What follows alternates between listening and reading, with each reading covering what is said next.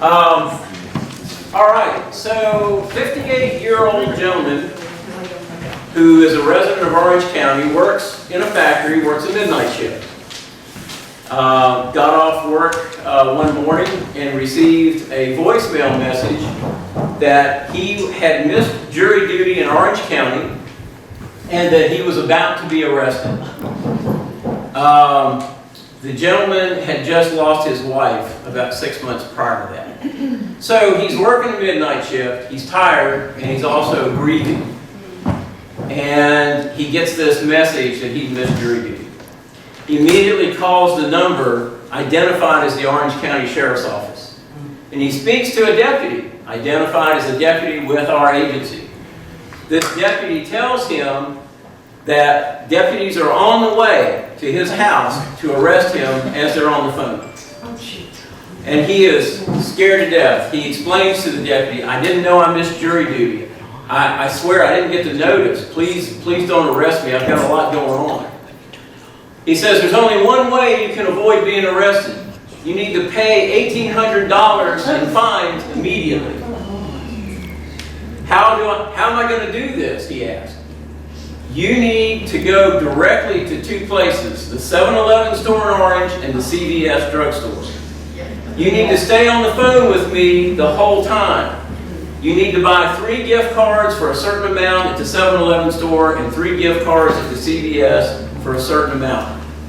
Once you have completed those transactions, you're still on the phone with me. If you hang up, deputies will immediately arrest you. You know where you're at.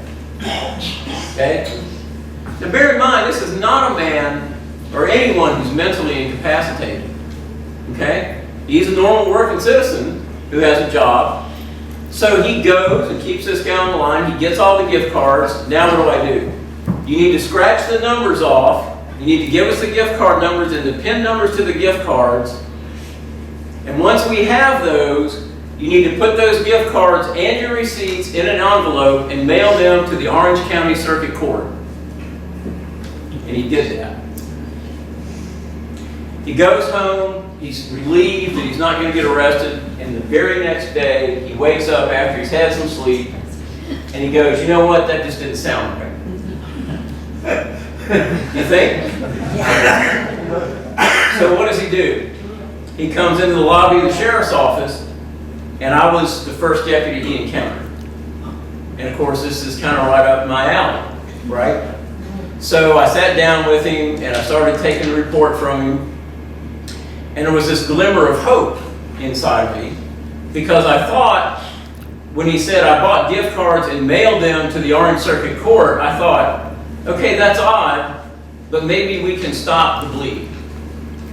But then I asked the question. I'm sitting there looking at him face to face, and I said, did you give them the gift card numbers? And he said, yes. And I said, that money's gone. I can't help you. I said, did this deputy by any chance have an accent? Oh yeah. He sounded like he was Indian. I was like, well, we don't have any Indian deputies working for us. You know, sad story. These scams have become, and we're going to talk about this, but they have become extremely well refined. It is extremely hard to tell that it is a scam. And as we walk through this morning, you're going to kind of see that. Now, at any rate, let's start this off with a little bit of a light note. I just had a guy try to sell me a piece of stone. He said it was from Ireland and kissed by St. Patrick. When I looked underneath it, it said made in China. What do you think the punchline to this is? It was a shamrock.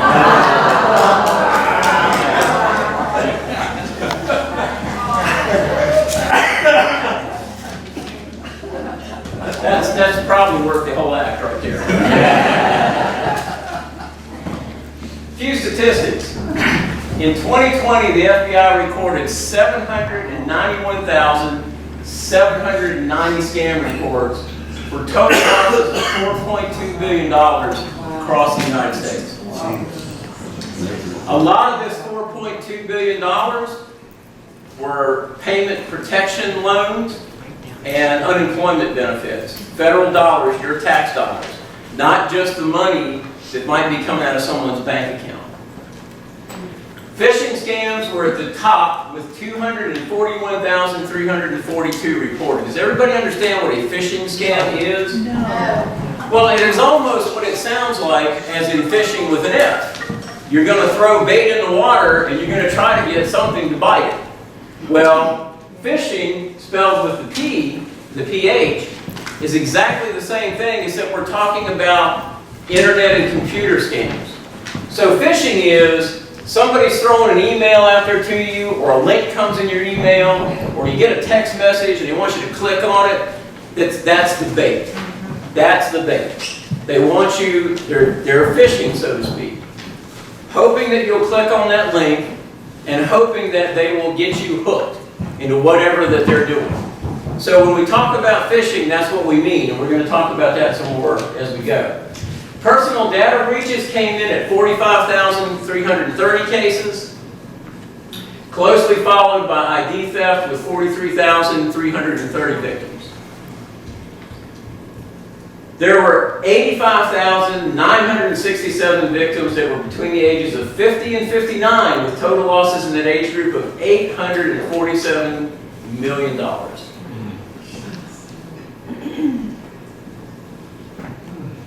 Am I right, or is that billion?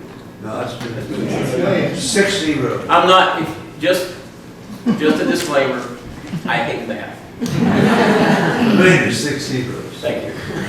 You're my math guy. There were 105,301 victims in the age range of 60 and over, recording total losses of 966. $966 million. Yes. In Virginia, there were 13,770 victims with recorded losses of $101 million. Virginia ranked number 11 among the number of victims nationwide and number 9 in monetary losses nationwide. We are what we would refer, when the drug trade was active, we would call ourselves a sweet state. Seniors are a target. Okay? I've been a target. I'm going to show you one that happened to me. Seniors are a growing percentage of the U.S. population, frequent targets of scams and frauds, often perpetrated online and resulting in billions of dollars in losses. Back when I first started in law enforcement, obviously no internet back then, but I worked a lot of scams that were perpetrated in person.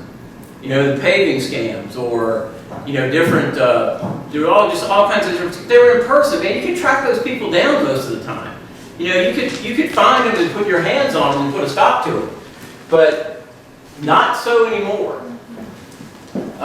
Many of these crimes are not reported to law enforcement, so the scope of the problem is even larger than statistics show. It would not surprise me if in this audience today, some one of you had been a victim of a scam, and you're either not talking about it, or you're not telling anybody about it, or you didn't report it. So, seniors are often targeted because they have accumulated wealth over a lifetime. I know I am hopelessly rich, and I don't know what to do with that. So I am waiting for someone to scam me so I can get rid of someone. Okay? That's just, I've worked hard all my life. Maybe lonely. Well, until I met my wife, I was.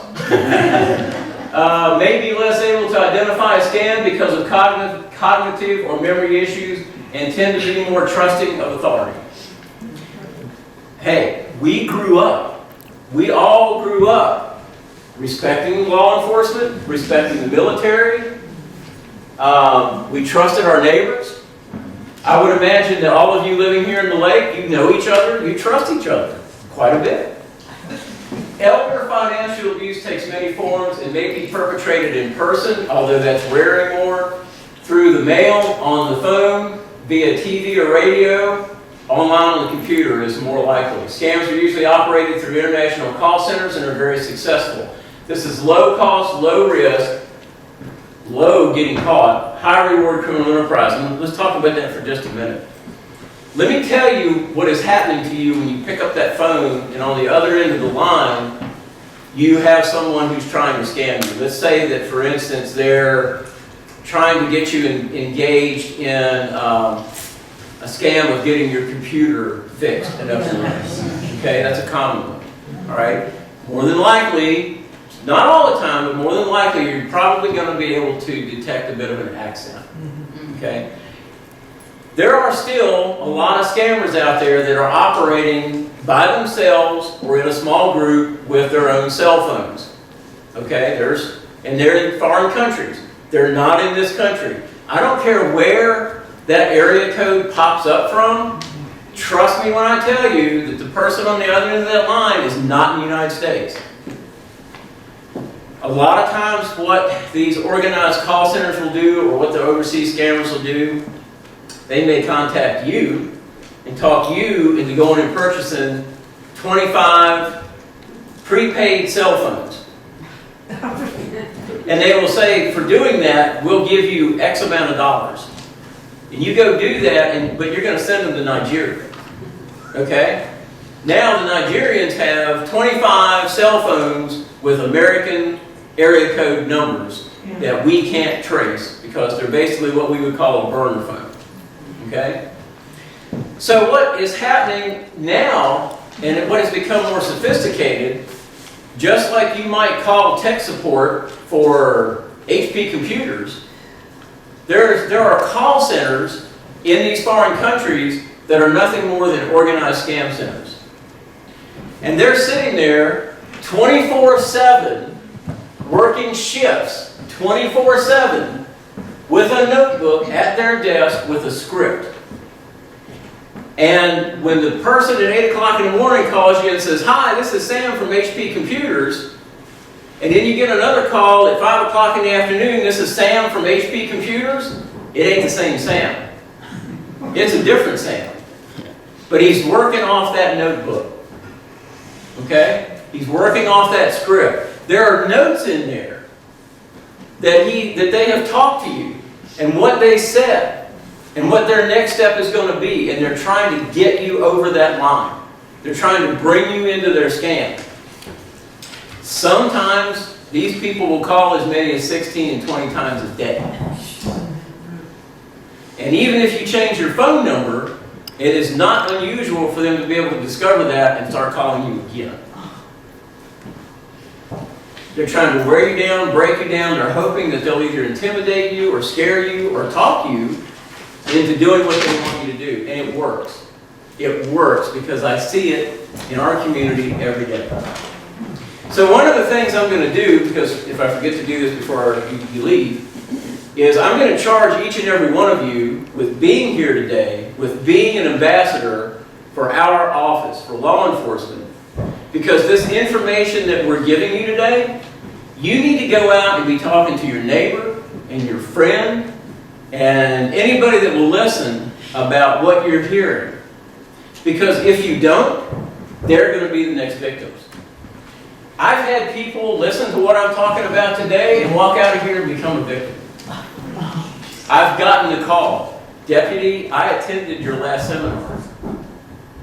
And you know what? I got scammed." But the scams are that good. I don't fault them. I mean, I'm not sitting there thinking, "Oh, you know, what an idiot this person was." I'm not thinking that. I'm thinking, that was a really good scam. You know? Because I've fallen for these too. And I'll show you one of those. Types of scams. Online phishing scams. These are emails or pop-up ads that either entice you are a winner or threaten your account has been charged. They aim to lure people into clicking a link or downloading malware. The goal is to access the victim's computer or email account to get personal information or passwords. This enables scammers to access bank accounts, impersonate the victim, or hold the computer for ransom. 64-year-old gentleman retired from IT, from an IT job in a large corporation.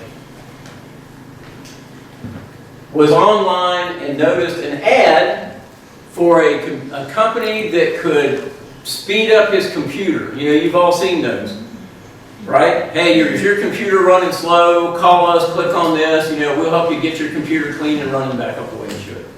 Okay, IT guy. He clicks on the link, He wants to sign up for the service. He then gets a phone call. Hi, gentleman with an accent. We can help you with this. It's only going to cost $300. For $300, we can get your computer back up and running, and it'll be great.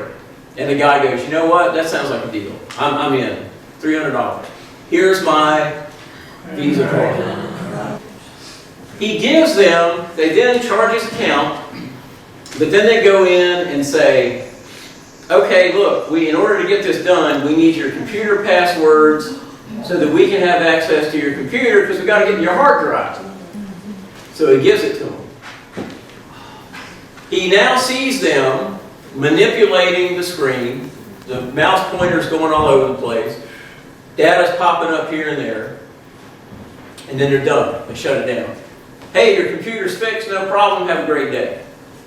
The guy goes back online. About 3 hours goes by. It was more than that. It was a couple days. He gets another phone call from this representative. Mr. So-and-so, we got some bad news. We can't represent customers in your area anymore. We have to shut down this part of our business. I'm sorry about that, and we're going to give you a $300 refund. Can we have your bank account number so that we can deposit that money into your account? And he gives it to him. The transfer takes place, and the man has money back in his account. About 4 or 5 hours goes by, the guy contacts him back and he says, Mr. So-and-so, we got a big problem now. Not only can we not do business in your area, but we deposited too much money into your bank account. Would you please take a look to see, and you'll know what we're talking about. So he goes into his bank account and he sees that close to $40,000 is in his checking account. And he's like, oh my God, you're right. You're right. You guys put, like $30,000 too much. Yeah, we thought we were putting $300 back, but it's $30,000. Look, dude, we need to get this money back right away or we're all going to lose our jobs. So you got to get this money. This is like on a Saturday. We need you to wire that money to this account. And they give him some kind of account that's like somewhere in the Middle East. And the guy's not suspicious. So he says, well, what do you need me to do? I can't wire money today. The bank's closed. Well, you need to go get some gift cards. So to show that you're going to have good faith in returning the money to the company, how about going and getting $5,000 worth of gift cards? And you know the rest of the story. Scratch them off, give us the whole network, right? And that's what he does. Then they say, Monday morning, you need to be in the bank and you need to wire this money to this account. And on Monday morning, he goes and wires $25,000 to that account. And everybody's happy, right? He's taking care of it. They're not going to lose their jobs. It's not until a couple days later when he goes into his savings account that he finds out that he's about $40,000 light. And here's what they had done. When they initially went into his account to fix his computer, they got into his bank account and they moved money from his savings account to his checking account to make it look like they had refunded him more money than he owed. And then when they said, we need you to wire the money, because he saw the money there and thought it was legitimate, he wires his own money back out to the scammers. And because this was an international wire transfer, no way to stop it. Now, that's not an isolated case in this county. We have taken reports on several of those And 2 of them were right here in Lake of the Woods. Yes, right. So, bottom line here is never click a link in a suspicious email. And what is one of the ways that you can tell if an email may be suspicious? Here's one that I got this in a text message. Have y'all seen these? Yes. I have a Wells Fargo account, right? First question is, how does a scammer know I have a Wells Fargo account? Well, they don't. They're just, this is shotgunning. You know, they're just hoping you have a Wells Fargo account, or a Bank of America account, or a whatever bank account, okay? But I got this text message saying, your card is, and I notice what I highlighted there. Is that spelled correctly? No. Is Wells Fargo going to send me something that's not spelled correctly? No, they're not. One of the things, the first time I got this, one of the things that struck me was I was out of town and I was using my card. And I thought, oh crap. You know, I didn't tell them I was going to be at a certain spot at a certain time. So maybe they're notifying me. Right? So what did I do? I called the number. And what did they want? All my personal information. And what did I do? I gave it to them. And then as soon as I hung up the phone, and I talked to somebody else about it, they said, dude, that's a scam.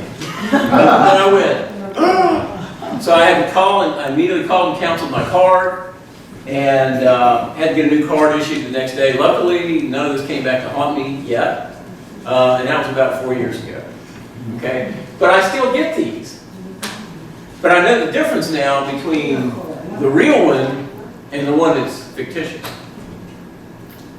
So, says Kesner, I tried online dating recently and it's really refreshing. The ladies actually want to get to know you. Last night, my favorite one was asking me really great questions like my first pet's name, the street I grew up on, even wanted to know about my mom and her maiden name. Romance scams. Gosh, my heart just breaks when I go to a home and I talk to someone about being suckered into one of these relationships online. And these are really good people. We'll talk about a couple of them that we've worked.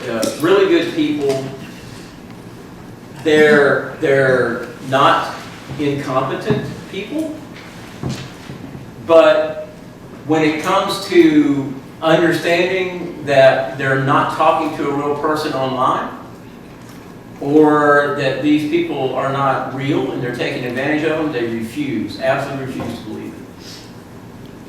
And they refuse to believe it, and I'll carry this out in a little bit, they actually refuse to not believe it to the point of prosecution. And I'll tell you how that works when the romance scam turns into something much uglier. Scammers target people who are isolated, lonely, or who lack social support. Victims are convinced they're interacting online with someone who loves them. The reality is this is a multi-million-dollar business to manipulate victims into paying money, setting up bank accounts that can be used to transfer illegal funds abroad or use the victim's info to fraudulently apply for government benefits. So in one case, we've had several cases where people have been sucked into these. We get a notice, so this is how we find out about this. We get a notice from a bank saying we have detected suspicious activity on this person's account. And that goes to the Adult Protective Services Division of the Department of Social Services. They review it and then they send it to law enforcement. And usually what happens is I get a copy to go out and follow up because these are senior citizens and that's my bailiwick. So I go out to follow up to see if they're okay, find out what's going on. A lot of times, you can talk to the people and you can explain what's going on, and a light bulb goes off. And they go, "Dang, I really got taken. I'm sorry. I'm so embarrassed." And it's bad because they might have sons or daughters that are trying to look out for them, and, but they're just they're lonely and they're trying to find a relationship, and they get taken advantage of. But generally after one time, they get it and they don't engage in it anymore. But then we've got people who get caught up in this repetitively. The first one that I worked here, the lady sent $5,000 cash. She thought she was dating an oil rig worker in Texas online. It was literally a Nigerian scammer. Sent her a picture of his robust physique on the oil rig. He claimed to be having business problems and couldn't come see her. She sent him money. It turned out she eventually sent him $150,000. But she sent it to a money mule, which we'll talk about a little bit more, to a lady in North Carolina who thought she was helping her friend build a business. Same person. Okay? Luckily, we were able, because it was a check that was deposited into an account, we were able to stop that and recover most of the money. It was a great victory until it happened to her again. And the second time, she lost $75,000. Now this lady only has about $300,000 in her account. Well, we took a report on that. We weren't able to help her, and I said, this is a scam. Well, I'm just going. Okay.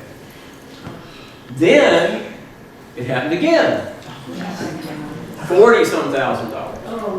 So then she's out of her own money. So she borrows money to the tune of about $70,000. Is making payments on it, and of course that's gone. In the meantime, because of all this activity, the FBI agent that I worked with, Agent Michael French, cybercrime unit of the FBI, had gotten involved, and we downloaded her computer and her cell phone in an effort to try to track some of the scammers. Now, just to give you a clue of this, the FBI does have international reach now, and has had for the past 3 years or so. Obviously, the federal government has lost so much money to these scams that they had to do something. So they have empowered the FBI to go into the foreign countries and work with the government and either A, become sworn in those jurisdictions so that when they track these people down, they can make an arrest, throw them on a Gulf Stream, and bring them back here for prosecution, or they're able to work with the local government to have them arrest them and then extradite them back to the United States. They've been very successful, and I don't know if you saw the newspaper article on it last year, but I want to say they had arrested something like 80 international scammers across several countries and had brought them back here for prosecution. So they're working it pretty hard, but you can see it's a big thing. So we got the FBI agent at the time served her with a notice that said, look, sending money overseas like this is illegal, and if you don't ever compromise your bank account, don't ever allow people to put money in your account and send it back out, because that is called money muling or laundering, and that is a federal crime. It's also a state crime, and you will be prosecuted. What do you think happened? She did it. Several $1,000s of payment protection loans and government unemployment benefits were laundered through her bank account. And she kept no money. So now, yes, she is definitely on the burner for potential prosecution. Now, she's not the only one.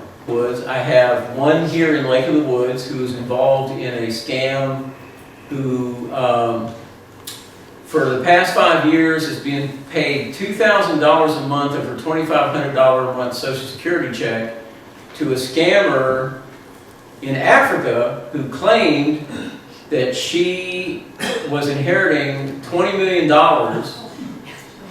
from a friend of her deceased husband's, who had just died and made them aware in his will that he was friends with her husband and she needed to send this money to secure it so that nobody else could claim to get it.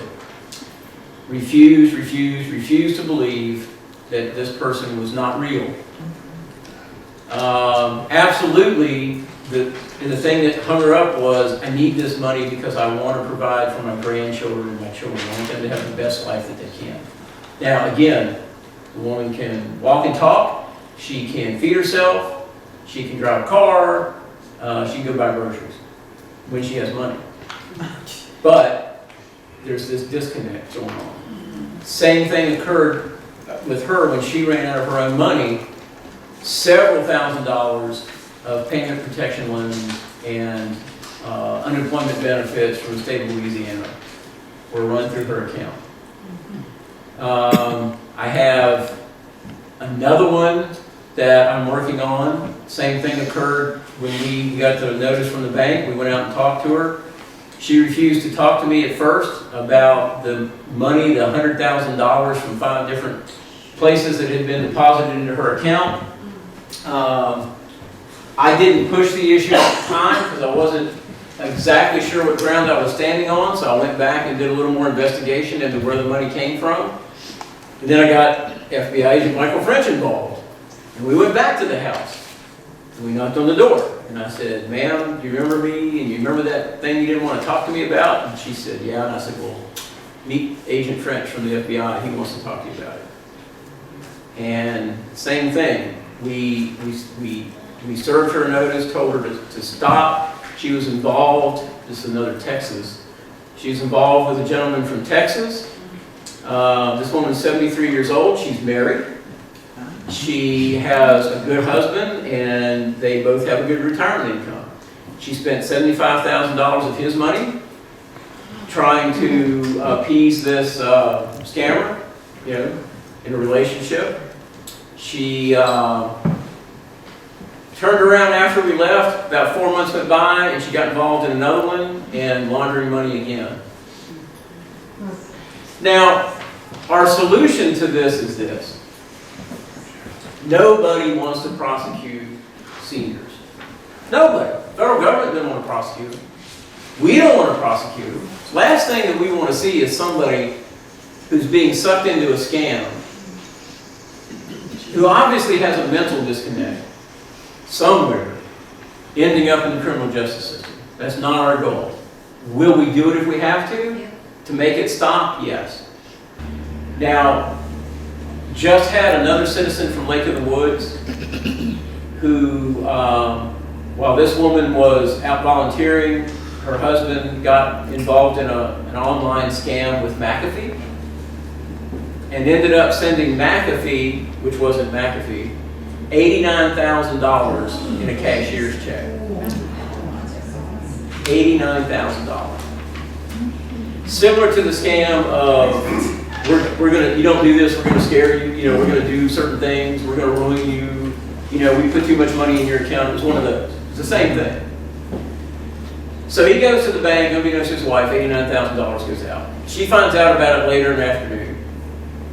And so several days goes by, and she calls me on the phone, and she said, Deputy, a friend of mine said I should call you. And she told me the story. And I said, okay, I don't know if we can do anything about this, but I'm going to try. I got all the information I could, bank account, cashier's check number, everything I could garner. Place where it went in Miami, Florida, to a post office box that had nothing to do with McAfee. And I called Agent French, and Agent French says, Ron, cashier's checks are like gold. I don't know that there's any hope of getting this back. Once this person gets their hands on it, the bank is obligated to cash it. Well, he called Wells Fargo fraud, and Wells Fargo fraud, on the other end of that line, was an ex-police officer. And he told the officer, about the story, who they were, and the guy says, I'm going to put an alert on that account. And about 3 days went by, and the check popped in a Regions Bank in Miami, Florida. And it just so happened that the fraud investigator on the other side of that was an ex-police officer. And when the two fraud departments got to talking to each other, they were able to recover the check. The woman who tried to cash it, who was a middle-aged person, ran out of the bank. We were able to get the funds back to the people here. And 2 days later, Miami-Dade PD went out and placed 2 felony charges on the money mule down there. So that was a big win. But those are few and far between. They are few and far between.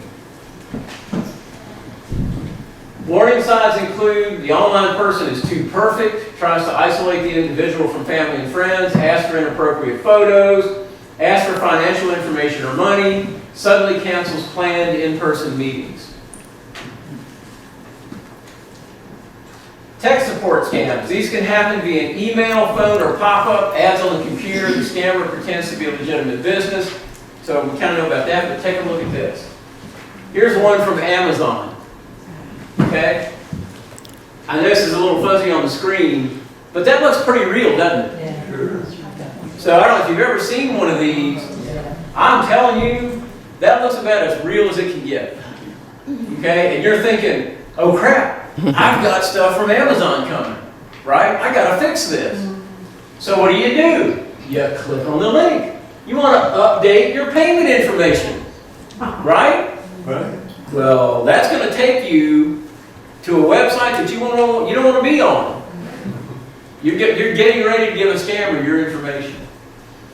And to go even further, if you look down in the bottom of that email, you have all these links: Amazon.com, Amazon.com, Amazon.com, and every one of those is going to take you somewhere you want to go. But then here's this. What the heck? Who is that?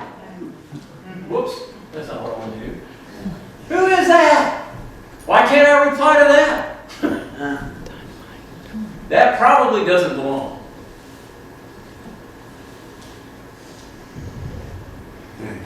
Be suspicious of any unsolicited pop-up ad, email, or phone call. Never allow anyone to remotely access or control your computer. Contact the business directly by using a legitimate phone number. From your billing statement, this is a really good point.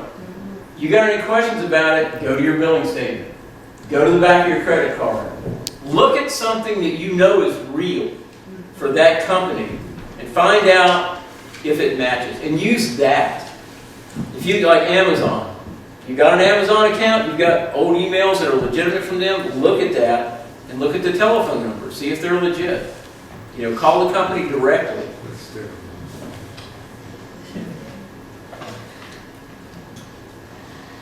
Keep your security and antivirus software up to date. Consider using ad blocker software.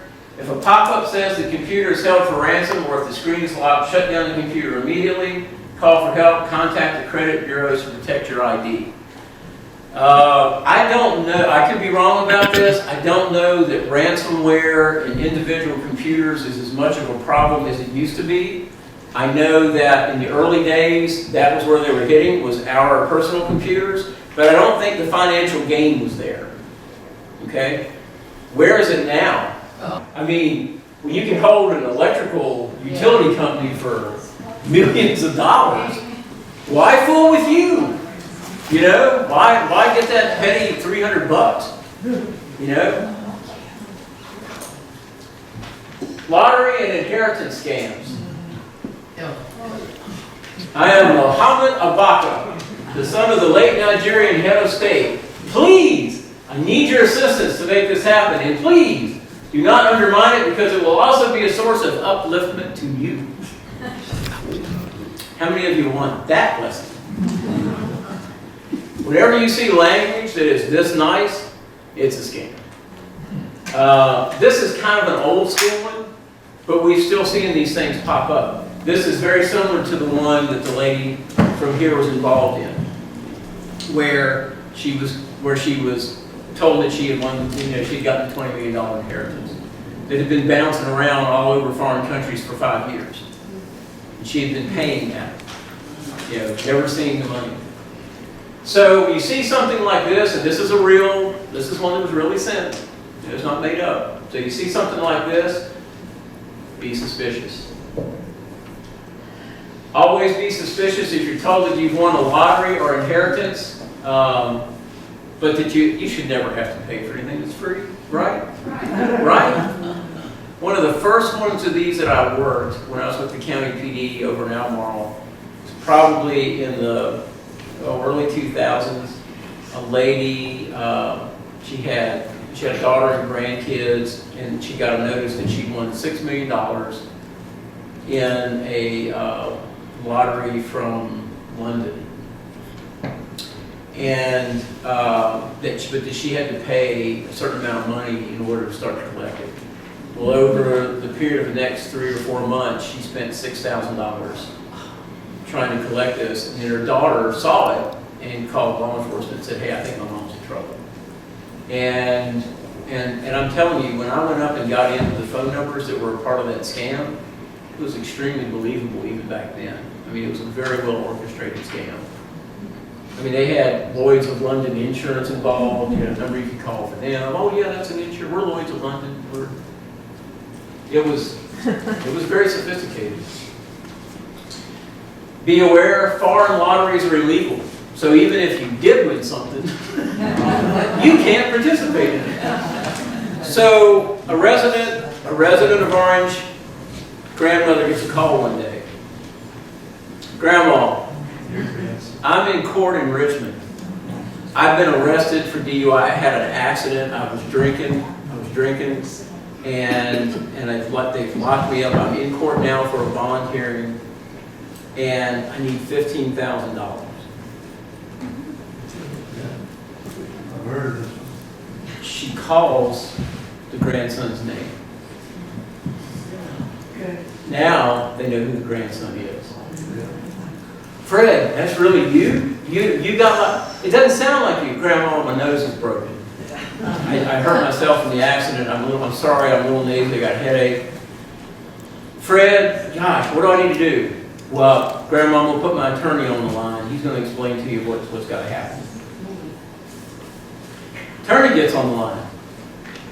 "Yeah, I'm representing your grandson. I'm a court-appointed attorney. My name is blah, blah, blah. We're in the middle of a bond hearing. Gosh, you know, your grandson really messed up. He was involved in a DUI accident, and he hit a family. And the mother is in the hospital, and the little girl is in bad condition. We think she's going to make it, but this has really got the judge's attention, and he's thrown a big bond on him. $15,000. You don't pay that, he's going to jail. But I think I can work a deal where if we can get the money by 5 o'clock this afternoon, it'll only be $10,000. Well, Grandma gets on the horse, and she goes to the local bank right here in the county, and she says, "I need $10,000. The banker says, "What do you need $10,000 for?" I want to buy a car, and I want the money to negotiate the deal." Why do you think she told them that? They told her to lie.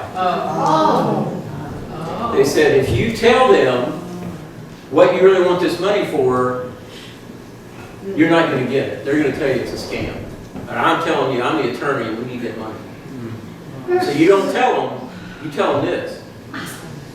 So the banker, who's kind of shrewd, says, "Well, ma'am, we only have $5,000 in our cash here that we can give you. So we'll give you the $5,000, but you're going to have to go to another branch to get the rest of it." Now, while she's in transit to the next branch, the banker calls the next bank. "Hey, we think this woman's being scammed. You need to kind of hold her feet to the fire and see what she wants this money for." And he didn't tell him what she said there. So she gets to the next bank, and she goes in and does the spiel, and they go, "Well, what do you want the money for?" "I'm going to buy a car. And I want to negotiate the best deal possible, so I want $10,000 cash." "Okay, here's your money." Lady goes home, calls the attorney, who's supposed to be in Richmond, and says, "Hey, I got the $10,000 cash." And he says, "I'll have a courier there shortly to pick up the money."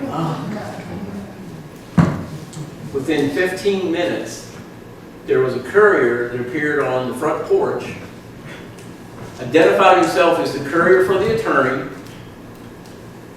took $10,000 in a bank envelope, put it in his back pocket, walked off the porch and up the street, never to be seen again. And I don't think that one's been solved yet.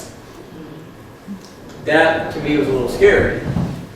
That someone actually walked up on the porch and took the money.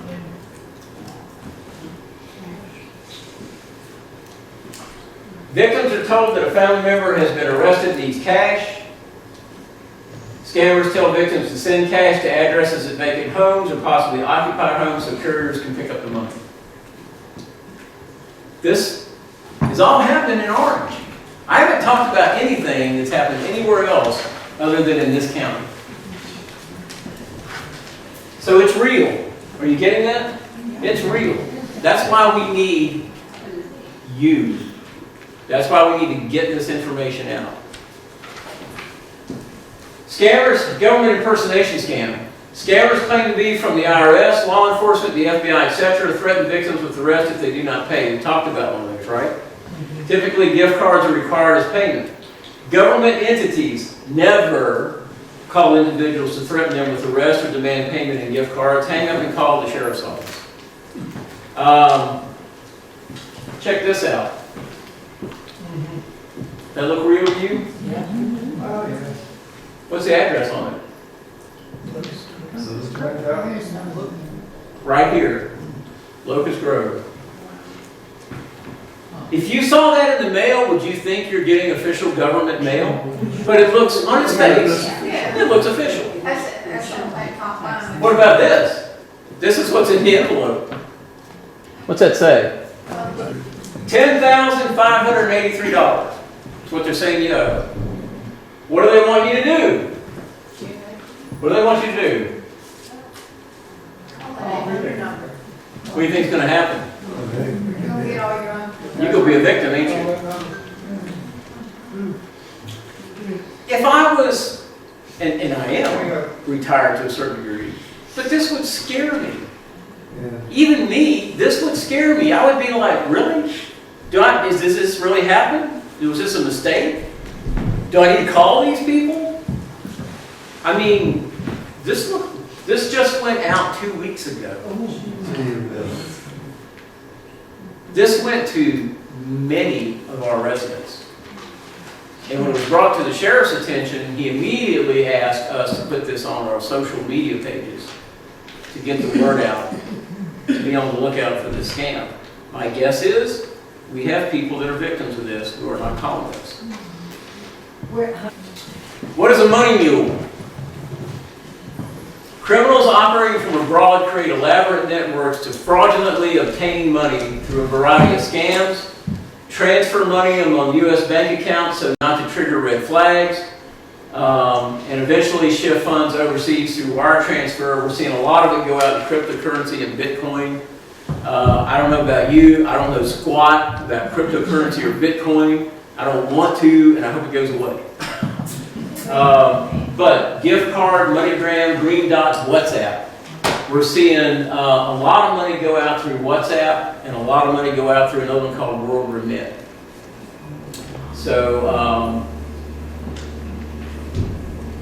especially during COVID, the opportunity for fraud was high. Emergency government support, paycheck protection program, unemployment benefits, small business loans are all lucrative targets.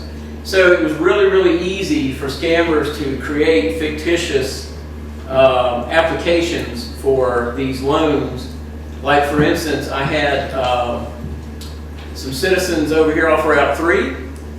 Was a male. Thought he was talking to two females in Florida in a romance scam. And they convinced him to have access to his bank account and then fraudulently applied for $61,000 in a personal paycheck protection program loan, along with several other fictitious unemployment benefits. Individual kept none of it. All went within 30 days to the scammers, who weren't two girls in Florida.